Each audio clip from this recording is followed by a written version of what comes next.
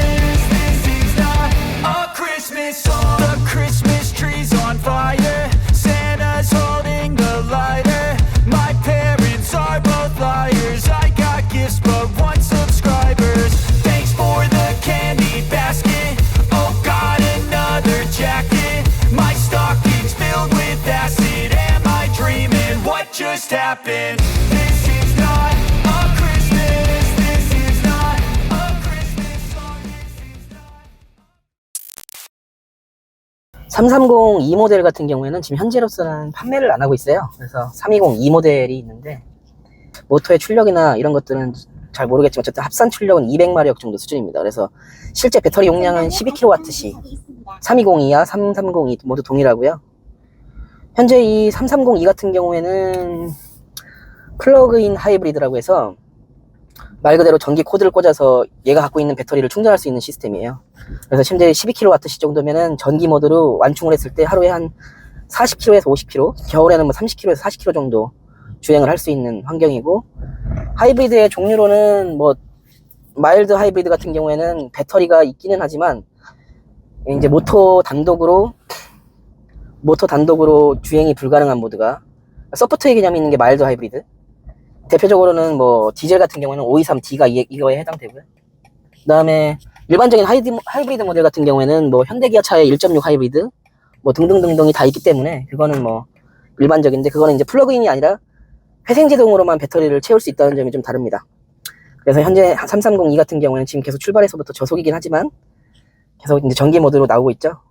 그래서 일반적인 하이브리드 모델도 전기 모드로는 저속과 그리고 한 출발할 때 정도는 전기 모드로 달릴 수 있어요. 근데 이 모델 같은 경우에는 그래도 모터가 약 한 100마력 정도 되는 모터가 있어가지고 한 130km까지인가 시속 130km까지는 아마 모터로만 주행이 가능한데, 그러면 배터리가 용량이 얼마 안 되기 때문에 높겠죠. 그래서 출퇴근 거리가 40km 이내이신 분들은 왕복 매일 전기를 충전을 완충을 한다는 전제를 하면은 전기차 형식으로 다닐 수 있습니다. 반전기차죠.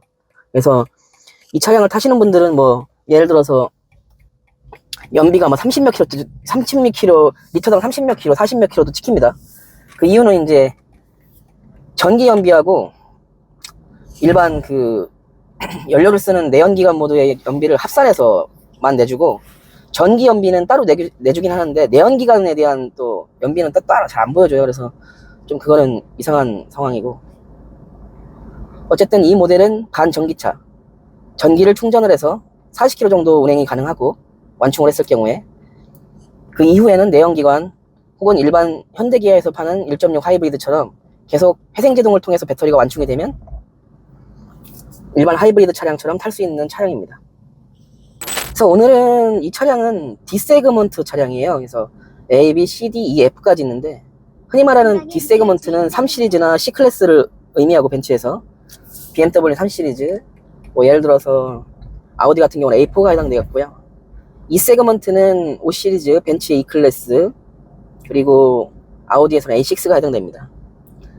근데 우리나라에서는 지금 D 세그먼트에 해당하는 것들은 크기별 기준이에요, 이거는. 그래서 이제 준중형 세단 정도랑 이제 세그먼트가 같다라고 얘기를 합니다. 그래서 C 세그먼트 같은 경우에는 기아의 시드라든가 아니면 현대 i30 같은 해치백 형태가 C 세그먼트고, 엄연히 D 세그먼트는 살론이나 세단인데, 우리나라로서는 아반떼가 이에 해당합니다. 근데 수입차와 이 현재 그 독삼사 차량과 우리나라 그 아반떼, 소나타, 그랜저로 이어지는 이 크기에 따른 분류를 했을 때는 확실히 우리나라 차가 더 크다라는 인식이 많아요. 그래서 우리는 오늘을 아반떼와 그리고 BMW 3 시리즈의 크기를 비교를 하고 독립적으로는 이 330e에 대한 간단한 리뷰를 진행하겠습니다. 실내 소재는 좀 어떤 것 같아? 실내 소재는 뭐 이건 명확해. 약간 당연히 이건 럭셔리 세단이야. 럭셔리 브랜드의 D세그먼트의 세단.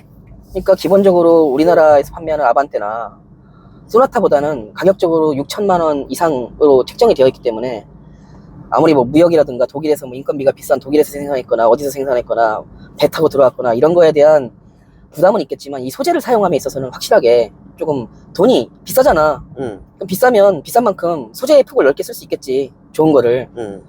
소재의 느낌은 다시 이제 며칠 만에, 몇 달 만에 다시 이제 작은 차이긴 하지만 독일 차를 지금 타고 있는데 3 시리즈잖아.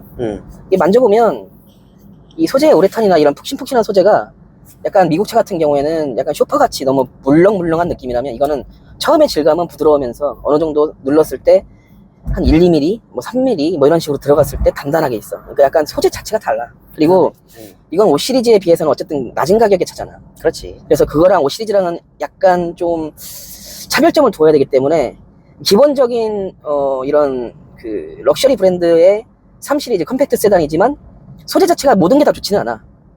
그래서 부분 조금 5 시리즈나 X5에서 볼 수 있는 인터페이스, 센터 콘솔의 그 구성 이런 것들이 부분 좋은 게 들어가 있다고 보면 될 것 같아. 그래서 이제 이런 안 보이는 곳 이런 데는 역시 좀 싼 재질의 플라스틱이 들어가 있고 이제 보이는 곳들은 거의 뭐 이 BMW는 많이 욕을 먹지만 디자인 언어가 이쪽 실내 디자인 인테리어가 거의 어떤 등급의 차를 타더라도 느낌은 유사해.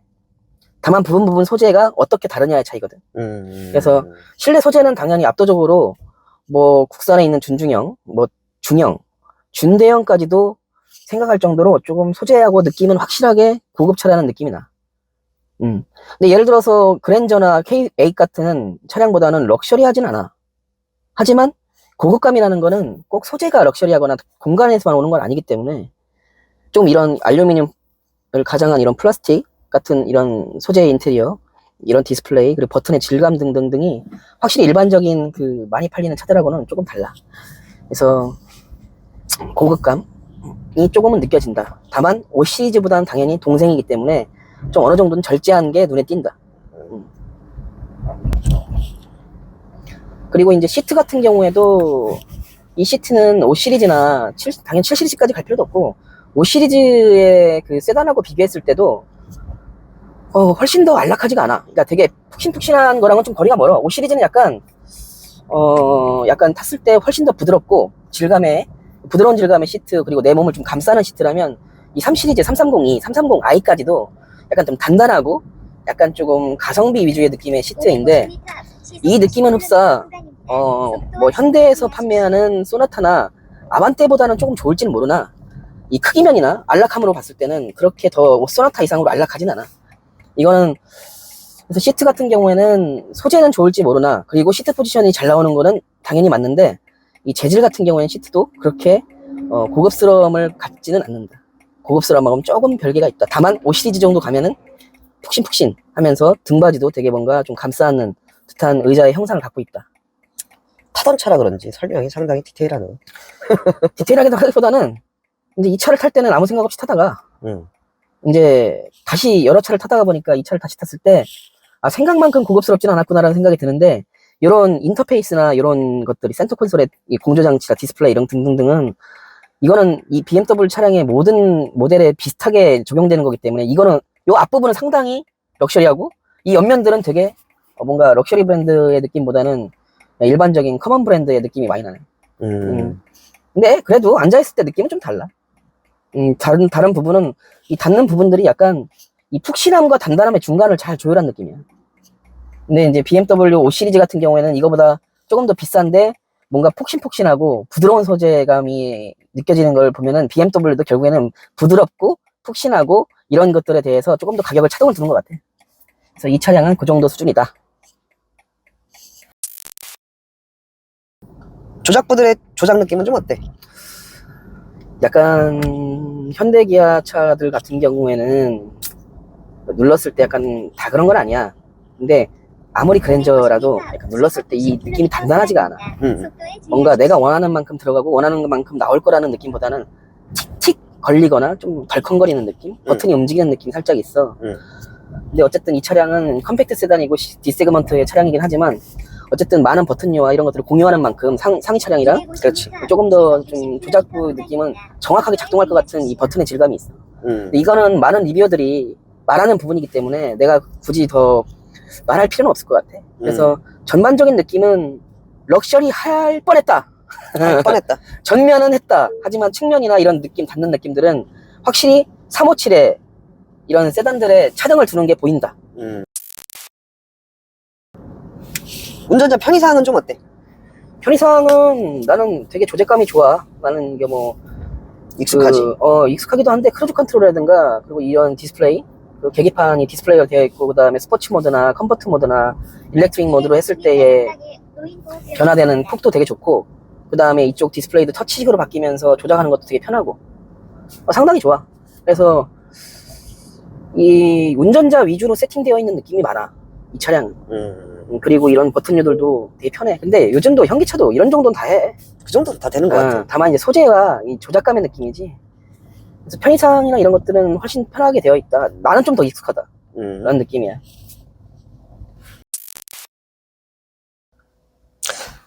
형이 그래도 이 차를 오래 주행했으니까 노면 상태에 따른 주행 충격이나 이런 건 좀 어떤 것 같아? 우선은 완만한 과속 방지턱은 부드럽게 넘어가. 근데 이제 이게 기본 순정 타이어는 럼플렛 타이어가 들어가 있고 지금 나 같은 경우에는 럼플렛 타이어를 다 쓴 다음에 이제 조금 더 투어링에 가까운 그 던롭 타이어를 썼었는데 확실히 지금 이거는 럭셔리 모델임에도 불구하고 좀 단단한 느낌이 있어. 그래서 지금 현재 낮은 과속 방지턱 혹은 부드러운 과속 방지턱은 제대로 잘 넘어가고 넘어간 이후에도 뭔가 자세를 잡는데 되게 탁월하다. 그리고 이런 교각이나 아니면 그 이런 하이웨이에 해당하는 이런 다리 위에 있는 도로들을 다니다 보면 고속 범프 구간이 있어. 욱욱욱 하면서 이렇게 약간 출렁출렁하는 느낌이 나는. 그렇지, 그렇죠. 그 구간을 다닐 때 다른 차들 같은 경우, 그러니까 말하자면 현기의 일반 세단을 탈 때는 웅 이런 느낌이었다면 이거는 둥탁 둥탁 이런 느낌이야. 그래서 약간 고속 범프 구간도 잘 잡아주는 거야. 그러니까 그게 왜 가능하다면 스프링의 그 레이트와 그 다음에 이 차에서 사용되는 서스펜션의 그 쇼크 업저버의 이 궁합이 좋아서 그래. 그래서 이 고속 범프와 이 완만한 과속 방지턱에서의 자세 제어나 아니면 이 안락함은 나쁘지 않다. 하지만 좀 단단하게 나쁘지 않은 편이야. 이게 물렁물렁하게 돌아가는 건 아니야, 절대. 그런데 이제 지금 현재 이 차량을 빌렸을 때 이 운전자하고도 지금 인터뷰를 잠깐 하고 왔는데 자기는 이 차량에 대해서 가장 마음에 안 드는 게 승차감이라고 하더라고. 승차감. 근데 이게 이 승차감이 앞쪽은 이 서브 프레임 자체가 알루미늄 합금으로 되어 있긴 한데 좀 5 시리즈에 있는 서브 프레임이랑은 약간 좀 재질이 좀 다른 느낌이야. 왜냐면 어쨌든 자석이 붙어. 하지만 때깔은 일반 스틸은 아니야. 주조식으로 만들었단 말이야. 일반 스틸 같은 경우에는 대부분 프레스 방식으로 눌러버린단 말이야. 그래서 약간 생김이 좀 달라. 어쨌든 주조로 만들었기 때문에 합금은 합금이야. 근데 그리고 심지어 이쪽 바퀴 이쪽에 있는 그 휠하우스 쪽 근처도 다 알루미늄으로 되어 있어. 그래서 알루미늄은 꼭 강철, 스틸보다는 진동 감쇄력 부분에서 좋다라고 우세하다라고 말하기는 어렵지만 어쨌든 경량화 소재이고 그 다음에 성형이 쉬워. 복잡한 구조물에 대한 성형이 쉬워. 그래서 약간 이 경량화에 초점을 맞춰져 있지만 이 알루미늄을 사용함으로 인해서 그 진동에 대한 일정 주파수 영역은 걸러진다라고 얘기하는 사람들도 많아. 그래서 실제로는 이 앞에 승차감은 나쁘지 않은데 문제는 뒤야. 뒤는 펜다 정도 그 프레임 자체도 알루미늄도 사용되지 않았고 일부분도, 그리고 밑에 있는 서브 프레임도 스틸로 되어 있어. 그래서 뒷좌석에서 탈 때는 약간 과속 방지턱을 조금 센 걸 넘어갈 때는 뒤가 탕 튀어. 통통 튀기는 느낌이야. 약간 머리가 천장에 닿는 느낌이 날 수도 있겠네. 그 정도까지는 아니고. 그 정도까지는 아니야? 그 정도까지는 아니고, 다만 조금 충격을 완만하게 받아주는 과속 방지턱에서는 부드러움을 느낄 수 있으나 조금 단단한 혹은 덜컹거리는 과속 방지턱을 지날 때는 조금 약간 퉁 하고서는 울림이 있단 말이야. 이 부분이 5 시리즈와 3 시리즈의 차이라고 보면 돼. 5 시리즈는 앞쪽 서브 프레임, 뒤쪽 서브 프레임 모두 다 알루미늄 합금으로 되어 있고, 뒤쪽 펜다 쪽도 내가 알기로는 프레임 쪽도 알루미늄으로 되어 있는 걸로 알고 있어. 앞쪽은 당연한 거고. 그래서 조금 더 진동이나 이런 충격에도 조금 더 잘 세팅이 되어 있다라고. 그러니까 저 감세 부분에서 더 좋은 그 효과가 있고, 그래서 좀 더 안락한 느낌이 있고, 의자, 근데 3 시리즈와 5 시리즈의 그 승차감에 내가 볼 땐 80% 정도는 의자에서 오는 것도 있어. 그래. 왜냐면 시트의 두께가 이게 되게 얇아. 그리고 이제 서브 프레임의 재질도 문제가 있겠지만, 심지어 서스펜션의 구조도 좀 달라. 앞에는 더블 조인트 방식의 맥퍼슨 스트럿이 들어갔어. 더블 조인트라 하는 것은 일반 맥퍼슨보다는 조인트를 2개를 만들어서 양쪽에 해서 이제 피봇이 좀 더 자유로운 거야. 그 대신에 이제 뒤에는 멀티링크가 들어갔지. 근데 5 시리즈 같은 경우는 앞에는 더블 25냐. 2개의 생선뼈가, 새 조류의 뼈 같은 게, 서스펜션을 잡고 있는데, 이게 구조가 좀 달라, 맥퍼슨이랑. 그래서 이제 좀 승차감도 없지 않아 차이가 있고, 이런 차체 주행 자세 제어 부분도 차이가 좀 있어. 그래서, 근데 이제 내가 느껴지기에는 뭐 정확하게 전문가는 아니니까, 다만 이제, 자세 제어나 이런 부분은 나중 얘기로 넘기고, 이, 승차감의 80% 정도는 이 시트에서 온다라고 생각할 수도 있다. 오케이. 시트가 차이가 크다. 핸들링하고 코너링은 어때? 뭐 BMW 차량에서 뭐 핸들링과 코너링을 논해야 되나 싶다. 근데 이제 기본적으로 이 핸들 자체도 되게 나한테는 잘 맞고 코너링도 좋은 편이야. 근데 이게 320i보다는 핸들링 코너링이 조금 떨어질 수 있다. 왜냐? 이 차량은 그 차량보다 한 250kg 가까이가 무거운 차량이야. 320i하고 하드웨어적인 스펙이 같다라고 가정을 해보면 당연히 이 무거운 차가 조금 더 운동 특성이 떨어지겠지. 그렇지. 그리고 이거는 연료통이 있는 곳에 배터리가 들어갔고, 하부 쪽에 배터리가 들어갔고, 이 2열 시트와 트렁크 사이에 배터리가 들어갔단 말이야. 왜 굳이 어렵게 배터리를 다른 현기나 다른 하이브리드처럼 시트 뒤에 숨기면 되지. 왜 이거를 배터리를 왜 밑에까지 뺐냐. BMW는 무게 배분과 무게 중심을 되게 중요시하는 브랜드라. 상대적으로 더 무거운 배터리를 밑으로 뺀 거야. 왜냐하면 연료를 가득 채우지 않았을 때는 항상 연료통은 무겁고 가볍고가 가변적이지만 배터리는 항상 고정적이잖아. 그렇지. 배터리 위치에 따라서. 그래서 무게 중심을 낮추려고 차량 하부 쪽으로 들어갔어. 그러니까 그 자리는 옛날에는 연료통 자리다. 그래서 실제로 320i나 이런 330i 그리고 이런 그 컴팩트 세단에서 고출력 모델이 아닌 부분에 대해서도 핸들링과 뭐 코너링은 수준급이지. 다만 무게에 따라서 250kg 정도가 늘어났기 때문에 조금 더 밀리는 느낌은 나. 하지만 이 차량은 후륜구동 모델이고 새로 배치되어 있는 엔진에 세로로 트랜스미션이 붙어 있고, 그리고 뒤에 후륜으로 FR 방식의 차량이기 때문에 코너링에서도 ESC나 이런 전자제어를 껐을 때도 컨트롤만 가능하다면 쭉 밀고 나갈 수도 있고. 그러니까 후륜구동 차량들은 앞에 그 엔진이 누르는 이런 무게중심 혹은 이게 구동축과 조향축이 같기 때문에 오는 부담이 덜어져서 조금 더 회주성이 좋아, 가벼워서. 근데 하물며 이 차는 후륜구동인데도 불구하고 심지어 BMW야. 그래. 앞에가 가벼워. 그러면 차가 돌아나가는 회두성이 좋겠지. 그래서 이 차량은 핸들링과 코너링은 국산차의 어떤 차량하고도 비교하기가 싫을 정도로 탁월하다. 다만 이 하이브리드 모델은 배터리의 무게가 적어도 내 계산에 의하면 한 100kg에서 150kg 정도는 더 나갈 거야. 그렇기 때문에 이런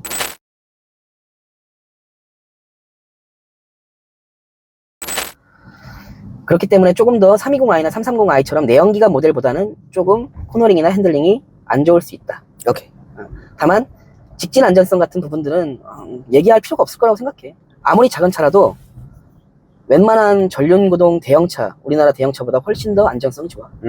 다만 통통 튀기는 승차감 때문에 250m 전방에 좀 그 부분에 대해서 불안감을 느낄 수 있을지언정 실제로 하드웨어적인 안전성은 꽤 높은 편이다. 그러니까 실제로 직진 주행성이나 이런 안정성은 되게 높지만 그 승차감 때문에 그 부분에 대한 불안감이 생길 수도 있다는 얘기네. 탱탱거리는 승차감 때문에 떨리니까. 그치. 이게 차가 안전성이 있는 건지 내 몸이 편한 건지는 좀 헷갈릴 수 있잖아. 그럴 수 있지. 그런 의미에서지만 실제 차량의 거동의 안정성은 탁월하다. 다만 아까도 얘기했듯이 320i나 330i처럼 일반 내연기관 250kg 정도 작은 차, 동일한 스펙인데 그거보다는 조금 코너링이 못 미칠 수 있다. 하지만 그 정도 코너링도 국산 어떤 차량보다 비교하기가 어렵다. 가속과 제동 능력은 좀 어때? 뭐 가속이야, 뭐 이 차량 같은 경우는 2000cc 싱글 터빈이 들어가 있고, 합산 출력이 295마력인가 정도 되니까 근 300마력이지. 그리고 전기 모터의 토크와, 저속 토크와, 그리고 가솔린 엔진의 그 고속에서의 가속감이 만나서 시원시원한 편이야. 근데 이제 제로백 같은 경우는 5.7초거든. 어우, 5.7초. 근데 지금은 뭐 전기차가 워낙에 우세해서 5.7초면 그렇게 센 것도 아닌데, 그치. 어쨌든 이 차량은 단 그게 있어. 이 모드가 스포츠 모드, 하이브리드 모드, 일렉트릭 모드가 있는데, 스포츠 모드로 했을 때, 스포츠 플러스 모드로 했을 때, 이 부스트가 엄청 강해지거든. 그래서 뭐 그렇게 해봐야 5.7초야 제로백이. 근데 그때 움직이는 차량의 이 리스폰스는 일반 하이브리드 모드나 일렉트릭 모드로 운전했을 때랑은 아예 다른 성격의 차가 된다. 약간 안경을 비하는 건 아니니까 호리호리한 부드러운 남자랑 그리고 좀 약간 탄탄한 몸매를 가지고 있는 운동을 열심히 하는 친구처럼 뭔가 되게 간격이 커. 그래서 스포츠 플러스 모드, 정확하게는 이게 스포츠 무슨 모드였는지 까먹었네. 아, 익스트라 부스트 모드로 했을 때는 차의 반응성이 엄청나게 좋아져. 엑셀의 리스폰스 반응성이 되게 좋아져서 스포츠 드라이빙을 하기에 너무 적합한 세단. 그러니까 스포츠 세단이라는 표현이 가장 잘 어울리는 차가 아닐까 라는 생각이 들어. 그래서 이 가속감 같은 경우에는 뭐 충분히 이 작은 차가 300마력을 내니까, 그리고 가속감도 너무 좋고 엑셀 리스폰스도 좋고 엔진의 반응성도 좋아지고, 그 다음에 심지어 초반에는 모터까지 밀어주다 보니까 충분하다. 그리고 제동 능력은 뭐 BMW라 빨아주는 건 아니고 확실하게 좀 느낌이 달라, 이 BMW 차량들은. 잠시만. 이게 이제 그냥 단순하게 이전 차량들은 100에서 110km 뭐 고속도로 주행에서는 언제든 쓸 수 있을 것 같다, 아니면 좀 돌발 상황에 대처할 정도는 된다라고 얘기했잖아. 그렇지. 이 차는 그렇게 달리면 안 되지만 내가 정말 빠른 주행을 할 때, 이렇게 뭐 되게 과격한 운전을 할 때도 충분히 날 커버해 줄 수 있을 것 같다. 다만 이 차량의 특징은 뭐냐면 회생제동을 사용한다는 거야. 그래서 일반적인 그 회생제동은 뭐 현대 지금 아이오닉 5N 같은 경우에는 회생제동도 곧 브레이킹 성능으로 이어지지만 실제 이 차량은 그 정도까지는 아닌 것 같아요. 그래서 스포츠 드라이빙을 할 때는 회생제동이 담당하는 어느 일정 영역이 있기 때문에 일반 330i 정도보다는 조금 제동 능력이 떨어질 것 같아. 무게도 무겁고. 하지만 이 정도도 충분히 뭐 급한 가속과 추월을 할 때 나를 좀 내가 이제 제동을 걸었을 때 확실하게 어느 정도는 대비할 수 있도록 그 정도 성능은 된다. 저속이나 고속에서의 소음은 좀 어때, 이 차는? 이 차는 저속이나 고속에서의 소음은 좋은 편이야. 근데 이제 일반 차량들, 현대기아의 소나타나 아반떼 정도보다는 좋다라고 볼 수도 있어. 왜냐면 이거는 앞에가 이중 접합유리가 들어왔어, 럭셔리 모델이라. 그리고 잠시만, 앞열까지도 이중 접합유리가 들어갔고, 뒷열은 싱글이네.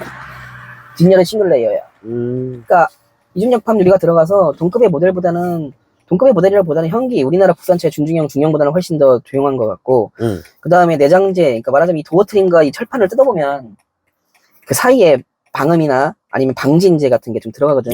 아무래도 럭셔리 브랜드는 일반 커먼 브랜드보다는 조금 그런데 좀 더 쓰는 편이야. 근데 2열의 승차감은 조금 소음은 있을 수 있다.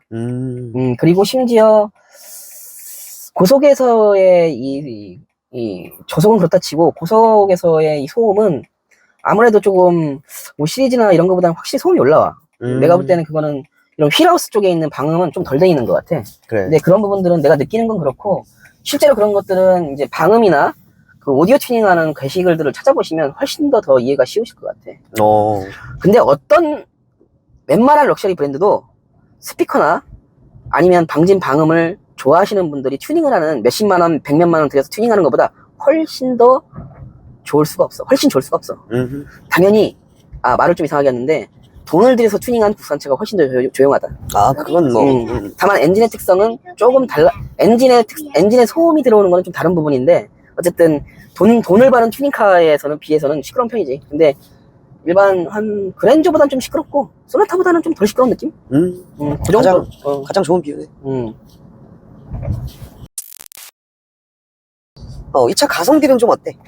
지금 이게 6,500 정도고 아마 할인해서 한 6,000 정도에 사셨을걸? 아, 신차가? 근데 럭셔리하고 뭐 M서스가 들어간 M 스포츠 모델하고 좀 가격 차이가 있었는데 그냥 6,000이라고 잡자고. 근데 지금 내가 팔았을 때 3년 타고 파는 게 3,700 정도 줬어. 3년 타고.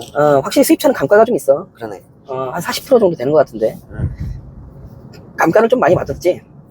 근데 중고로 구매하는 거는 뭐 큰 문제는 없을 것 같은데 나는 그래. 이게 이제 뭐 혼자 타거나 커플이 탈 때는 뭐 특별하게 뭐 여행을 다닐 때 뭐 차박을 당연히 못하는 차니까. 그렇지. 다만 이제 여행을 다닐 때 장거리 여행을 가면서 연비의 이점도 살릴 수 있고, 그 다음에 이제 저속 모드나 이런 데서는 전기차 모드로 다닐 때는 되게 조용하고 안락하게 다닐 수도 있잖아. 그렇지. 그렇기 때문에 나는 이 차량은 그런 분들이 중고로 접근하기엔 참 좋은 차량이라고 생각해.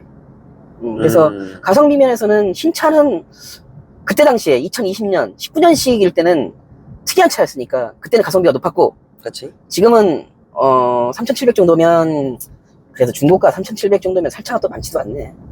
250m 그럼 전방에 플러그인 하이브리드 모델 중에서 독일산 컴팩트 세단을 즐기고 싶은 분들한테는 가성비가 좋다라고 볼 수 있다. 그리고 이 차량을 근데 타다 보면 상위 차량을 타고 싶다. 530e나 X5 452 같은. 그래서 거쳐가는 차로서는 나쁘지 않다. 그래서 실제 2명 정도 타는 사람들, 때로는 다른 차가 있으면서 4명이 간단하게 타야 되는 이 세단 정도로는 충분히 괜찮다. 전기차의 이점도 살릴 수 있다. 가성비, 전기차를 맨날 충전할 수 있는 여건이 되시는 분들은 40km 대회 출퇴근 가지고 계신 분들은 가성비도 좋겠네. 유지비 면에서. 좋을 것 같아. 가격도 3,700~800이면 사실은 뭐 그랜저 신형 정도인데 선택인 것 같아. 작아도 좀 이런 하이테크를 느끼고 싶다 하면 이걸 사시는 거고, 독일차의 뭐 핸들링이나 이런 차량의 거동을 느끼고 싶다 하면 이걸 사시는 거고, 좀 큰 차, 편안한 차, 그냥 좀 그냥 밟으면 받는 대로 그냥 편안하게 다니고 싶다 하면 그랜저 사시면 되겠네. 이 차의 장단점은 뭐야? 장점은 약간 조금 뭐라고 할까, 뭐 뻔한 얘기인데 어쨌든 하이브리드니까 연비의 이점이 있겠고, 그 다음에 전기차 모드로 다닐 수도 있으니까, 말하자면 플러그인이니까 그렇지. 연비에, 그러니까 결국엔 또 저거네, 연비네. 연비나 경제성을 얘기하는 거고, 장점이라 하면은 연비와 경제성을 갖고 있으나 스포츠 주행은 조금 떨어지는, 그러니까 약간 5+5는 10이 아니라 이거는 약간 8 정도 같은 느낌이지.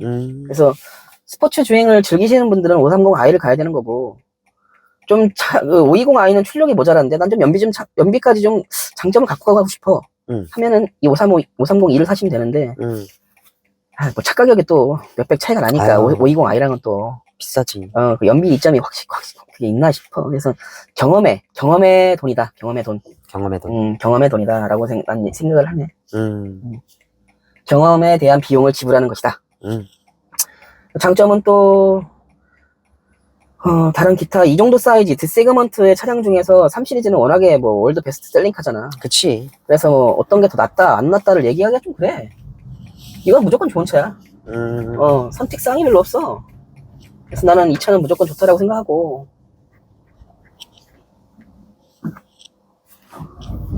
그래서 장점으로는 이런 상당히 많이 팔리는 차이기 때문에 뭐 대부분의 장점은 다 갖고 있다고 생각하면 될 것 같아. 균형감 있는 차량이다. 그럼 단점은 뭐야? 단점은 아무래도 두 마리의 토끼를 다 잡기에는 좀 어려운 차이지 않았을까.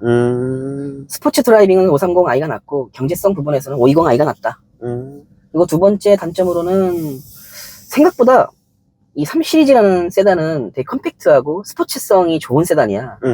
근데 250kg 정도의 그 체중이 불안한 격이잖아. 그렇지. 좀 간편한 느낌이 안 들어. 살짝 무거운 느낌이 난다는 거야. 그리고 약간 코너링에서도 조금 스포츠 드라이빙에서는 조금 처지기 때문에 결론적으로는 합산 출력은 300마력이 넘지만 실제로는 이 차량의 느낌은 250마력 정도 되는 330i보다는 운전에 대한 재미가 좀 적을 수 있다. 아, 그럴 수 있겠네. 그리고 작은 차라는 게 또 단점이지. 그치. 지금 이게 금액은 6-7천인데 5-6천, 6-7천인데 실내 크기는 거의 아반떼랑 거의 90% 이상 유사해. 그러니까 뭔가 나는 그래도 조금이라도 크겠지라고 생각했어. 솔직히 나도 그렇게 생각했어. 실내 크기는 크겠지. 근데 어쩔 수 없지 뭐. 이거는 엔진도 이게 롱로드 쇼테이크 차량이잖아. 그렇지. 그러니까 엔진도 새로 배치되어 있고 심지어 BMW는 엔진을 또 앞으로 빼는 걸 진짜 싫어해요. 이제 대시보드 안쪽으로 어느 정도 많이 들어와 있단 말이야. 뭐 ZF 8단 미션 들어가 있으니까 후륜구동이니까 또 길지. 그러니까 이제 본네트를 길게 가져갈 수밖에 없고 캐빈이 작아질 수밖에 없는 구조를 가지고 있어. 그러다 보니까 이제 실내 공간을 넓게 빼기가 어려워, 전륜구동보다는.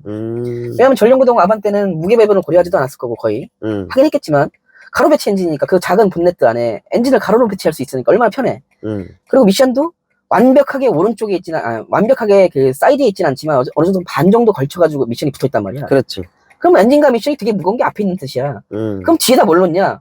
이 차 크기를, 실내 공간을 늘려야지. 그렇지. 균형을 맞춰야 되니까. 그래서 현재 이 3시리즈에 비해서 아반떼의 이 총장은 아반떼가 훨씬 짧지, 좀 짧지. 근데 실제 캐비는 똑같아. 그래. 거의 완벽하게 똑같아. 근데 내가 좀 재보고 놀란 건 아까도 시트의 높이가 달라.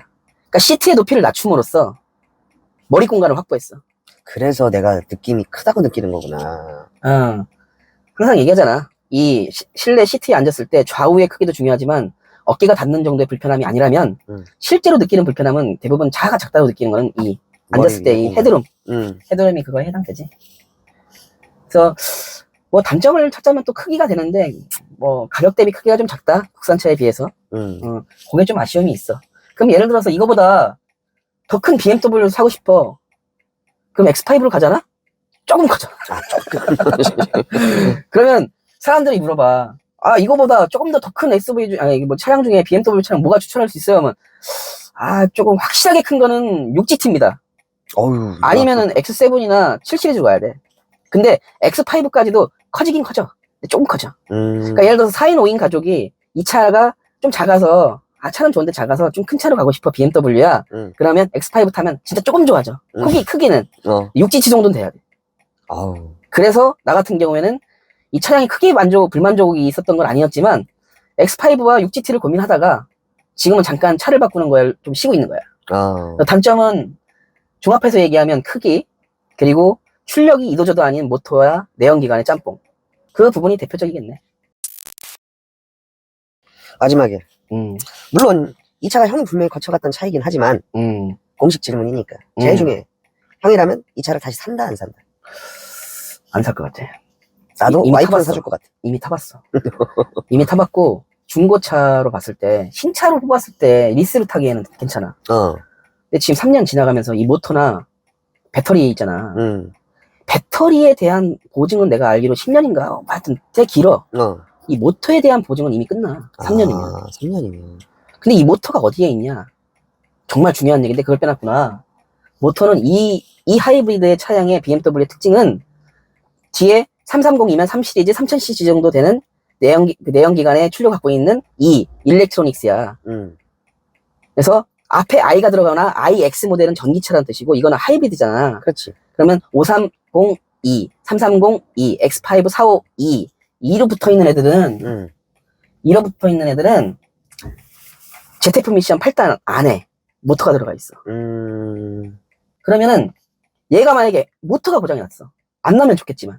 그러면 어떻게 해야 돼? 미션 내려야 돼. 맞지? 그렇지. 정비 비용 많이 나오겠지?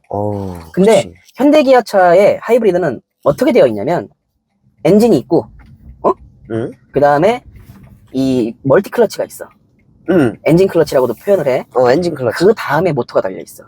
또 그 다음에 미션이 달려있어. 그래서 이 엔진 클러치, 엔진과 모터의 사이에는 이 엔진 클러치의 역할은 이 오토 미션에 해당하는 토크 컨버터의 역할을 해주는 거야. 그래서 이 차와 현대 기아차의 하이브리드의 가장 큰 체감상의 차이는 엔진이 붙었다 떨어지는 느낌이 이 차가 현저히 더 자연스러워. 그래서 아까 정비 비용을 얘기하다가 이쪽으로 떨어졌는데 어쨌든 이거는 미션 안에 있는 모터다. 그래서 모터나 뭐만 따로 빼기에는 정비 비용이 많이 들 수 있다. 그렇지. 또 어떤 질문이었지? 사냐고 안 사냐고. 그래서 이 정비 비용이 많이 들 수 있기 때문에 중고차를 사는 거에 있어서 약간 좀 두려움이 있다. 나는 이미 그 보증 기간까지는 타봤기 때문에 두려움이 없었으나 그 이후의 차량은 좀 두려움이 있다. 내연기관이었으면 손쉽지, 모터가 아니니까, 그렇지? 그렇지. 그래서 지금은 보증 기간이 있는 건 사서 타볼 만하다. 전기차를 가기 전에 플러그인 하이브리드 경험해보기 너무 좋다. 난 되게 진보화된 플러그인 하이브리드라고 생각해, 아직까지도. 아직까지. 벤츠 거보다 훨씬 난 좋다고 생각하거든. 그래서 이 보증기간이 살아있는 건 사도 되고, 끝난 거는 조금, 난 좀 부럽다. 그렇게 결론을 냈으면 좋겠네. 이 차를 타본, 그리고 몇 년간 형이 탈 때 옆자리에 몇 번 타봤던 동생으로서의 총평은, 나는 형이 여태까지 탔던 자동차 중에, 그, 용도와 이런 걸 생각을 안 했을 때 가장 마음에 드는 차는 이 차였어. 첫 번째 이유는, 작은 차임에도 불구하고, 럭셔리함을 가지고 있었고, 내가 생각했을 땐. 아무래도 소재감이 좀 다르지, 일반 국산차랑은. 그리고, 플러그인 하이브리드라는 기능을 가지고 있었기 때문에, 경제적으로도, 그 동호회에서, 아니야, 이 얘기는 좀 그렇고, 그, 노력에 따라서, 기름 한 방울 안 넣고도 몇 개월 이상은 지속할 수도 있는 부분이 있고. 약간 변태기 있는 분들은 그 말을 두 달, 못했어. 두 달, 세 달을 기름을 안 넣고 타신다고. 변태기 그 말을 못했어. 그래서 그런 경제성도 가지고 있을 수 있고, 그리고 간편하잖아, 차가, 사실은. 참 좋지. 그래서 내가 갖고 싶은 차라기보다는, 나도 아이가 있으니까, 내 아이가 대학을 들어가면, 가장 인생을 화려하게 즐길 수 있는 차 중에 하나로 선택해주고 싶다는 생각을 했었어. 그게 내 총평. 그래, 나도 총평을 하자면 내가 탔던 차라 조금 실증나서 좀 약간 박하게 평가했을 수는 있는데, 상당히 이 차량을 그때 구매할 때에도 당연히 엄청나게 고민을 해서 지금 이 시대에 이 정도 금액으로 탈 수 있는 최고의 차다라고 생각해서 이 차량을 샀단 말이야. 그렇지. 당연히 그랬겠지, 나는. 그지? 원래 그런 차를 좋아하니까. 그렇지, 형. 그런 거 다 고려하니까. 그러니까 이제 그렇게 해서 구매를 했는데, 실제로 운행하면서 이 차를 탈 때, 야, 역시 전기차는 없는데, 사실은. 의미는 없는데. 이 차량을 타면서 가장 기분이 좋았던 게, 누군가를 기다릴 때, 에어컨을 켜고 기다릴 수 있었다는 거. 시동을 켜지 않고, 그렇지. 켜지 않고. 그건 참 좋은 그쵸, 참 좋았더라고. 내 그게 기분이 참 좋았어. 그리고, 조금, 차 타고 내릴 때, 이 차가 시동이 꺼질 때, 이러거든? 맞아. 근데 약간 그 기도비닝을 유지해야 되는 그 유부남과 이 뭔가 회사원으로서는 안 좋을 수 있으나 그렇지. 이 옆에 있는 사람들이 우와 저 차 무슨 소리 난다 이렇게 얘기할 때가 있었거든. 그래서 전기차가 아님에도 약간 전기차인 척 할 수 있는 약간 장점이 또 있었고, 그 다음에 저속에서 전기차 모드로 다닐 때는 이 사람들이 이 차가 3시리즈라고 했나라는 말을 많이 물어보더라고. 맞아. 왜냐면은 이 차량의 승차감 중에 하나가 큰 축을 담당하는 게 조용한 거잖아. 그렇지. 전기차 모드로 다닐 때는 그런 얘기를 많이 들었고. 그래서 근데 그래봐야 3시리즈라는 또 얘기를 또 많이 들었어. 그래서 총평은 운전을 좋아하시는데 좀 경제성도 같이 갖고 있고 싶은 분들 있잖아. 달리는데 난 경제성 있게 달리고 싶어. 이상한 말이 아니야. 난 충분히 가능한 말이라고 생각해. 그래서 그럴 때 이 차량은 전기차로 넘어가기 전에 한 번쯤은 타보셨으면 좋겠다. 저도 이 차량을 타봤기 때문에 전기차의 장점을 느낄 수 있었기 때문에 전기차를 계약했잖아. 그렇지. 나도. 그런 거지 뭐. 그러니까 과도기적 단계다.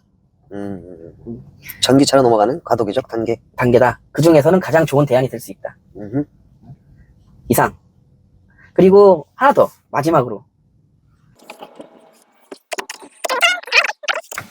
도착을 했는데 입으로 내고 있어.